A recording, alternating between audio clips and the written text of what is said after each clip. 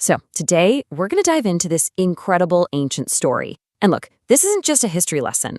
We're actually looking for a blueprint, a guide for living a meaningful life that's just as powerful today as it was eons ago. Okay, let's just jump right in with a massive question, right?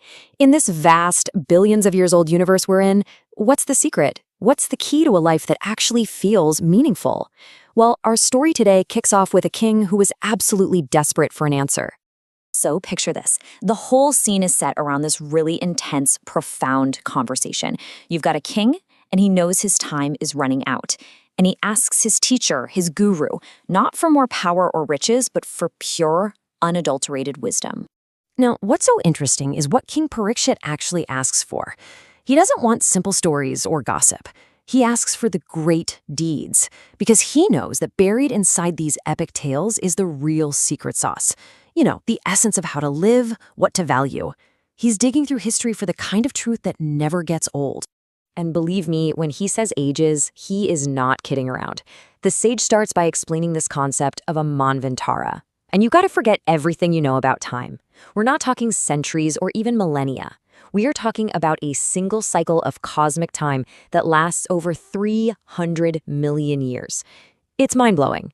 And each of these immense eras is led by a kind of progenitor of humanity called a Manu.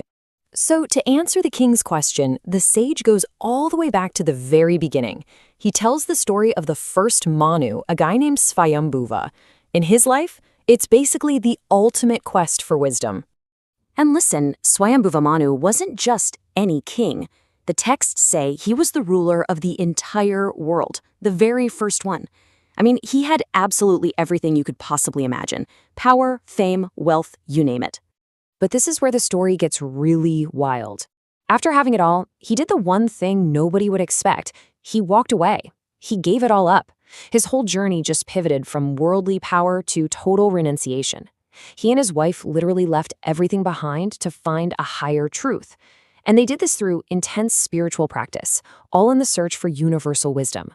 It's such a powerful idea, isn't it? That true value isn't what you own, but what you understand. And when I say intense, I mean intense. The story goes that he stood on one foot meditating for 100 years. Now that's not just a number. It's a symbol of almost unimaginable focus and dedication to finding out what's really going on beyond this material world. Okay, so after all that, 100 years on one foot, what did he find? What was the big secret he learned? Well, this is the real heart of it all. What he discovered is a kind of blueprint for living that we can literally apply right now in our crazy modern lives. During that time, Manu offered this prayer, and this line is the absolute core of it. Enjoy through renunciation. I mean, that sounds like a total paradox, doesn't it? But it's actually about a huge shift in how you see the world. It's not about giving up joy. It's about changing where you get your joy from. So the first big idea he came to is all about changing your perspective. It's about learning to see the world differently. Instead of seeing a bunch of separate things to own or use, you start to realize that everything and everyone is connected. It's all part of this one single conscious whole. It's really an ancient version of what we might call mindfulness today. And, the second principle flows right out of the first one. Because if you see the divine in everything, the way you act naturally changes. The goal isn't just about winning or losing anymore. It's about doing your part with excellence, doing your job well, being a good parent, whatever your duty is, without getting obsessed with the outcome. It's about loving the process, not just chasing the trophy at the end. It completely frees you from all that anxiety. And all of this really culminates in the third principle, getting beyond the ego. It's about moving from me to we. The wisdom Manu found is that just chasing personal gain, constantly feeding your own ego, well, it's a dead end.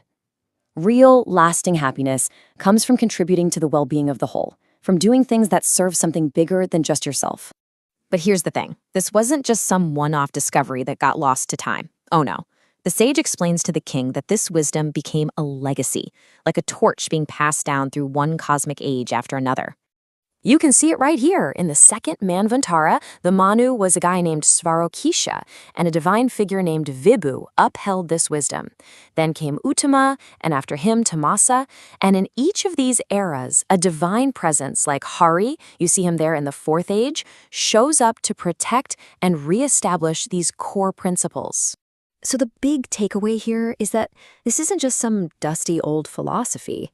It's a living, breathing set of principles that has been stress-tested across unimaginable spans of time. Every era had its own challenges, its own chaos, and every single time, this wisdom proved to be the true north, the guiding light. So after hearing this whole cosmic history lesson about the manas, the principles, the cycles of time, King Parikshit is completely captivated. But he zeroes in on one specific detail that the sage mentioned, almost in passing. Yeah, out of all those epic stories of kings and gods, the sage had mentioned that in the fourth Manvantara, the divine incarnation Hari saved a great elephant. And for King Parikshit, this man facing his own end, that was the story he needed to hear. He insisted on it, believing it held the ultimate lesson of them all. And that's where we're left, with this really fascinating question. After everything we've heard about kings and cosmic ages, why an elephant? How on earth can the story of an animal in danger reveal the ultimate secret to freedom and enlightenment? Well, that's a heck of a story for another time.